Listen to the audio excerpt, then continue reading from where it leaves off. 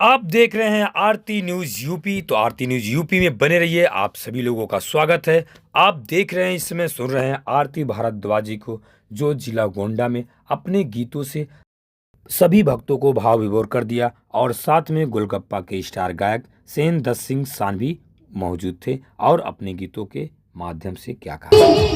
माँ अपना लड़का के 9 महीना अपना पेट में लेके कैसे रहे, लेकिन उहे माई एक दिन ऐसे ना भेला और उहे अपन औलाद अपना माई के घर से निकाल देला। लेकिन बहुत समता भाव लिखने वाले कवि जी कहे कि सुख दुख रबिया बिना सहले मुझसे कबहू कुछ ना कहले।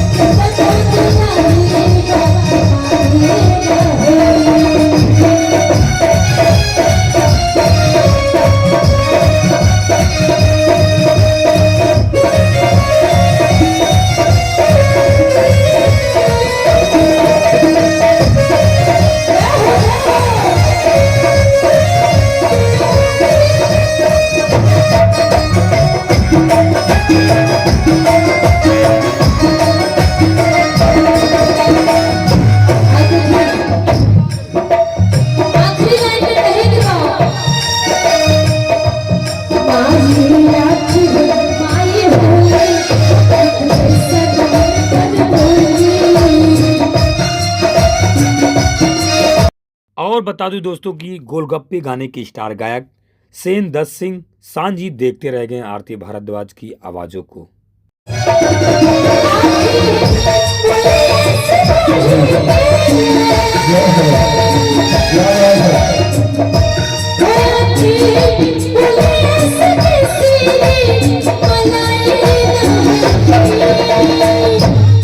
भैया यहाँ पे जितना भी माई की भक्त बैठल बाड़े, अब के अपना अपना माई से प्यार करे लेगा, तुरंत हाथ उठाई।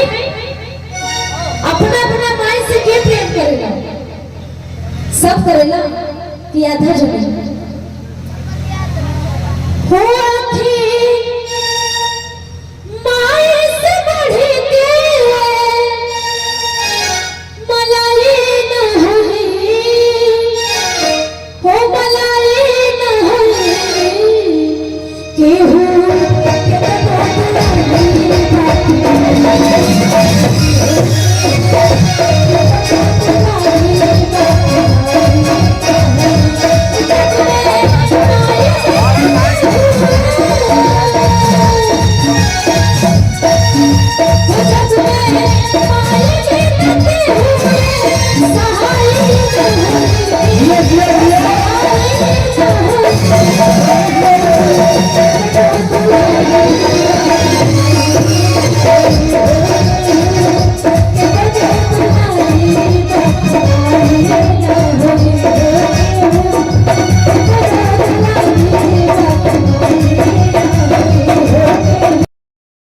तो दोस्तों आरती न्यूज यूपी में बने रहिए, ऐसे गीतों को आपको लेकर आते रहेंगे और गायिका आरती भारद्वाज जी का आप लोग सपोर्ट करें।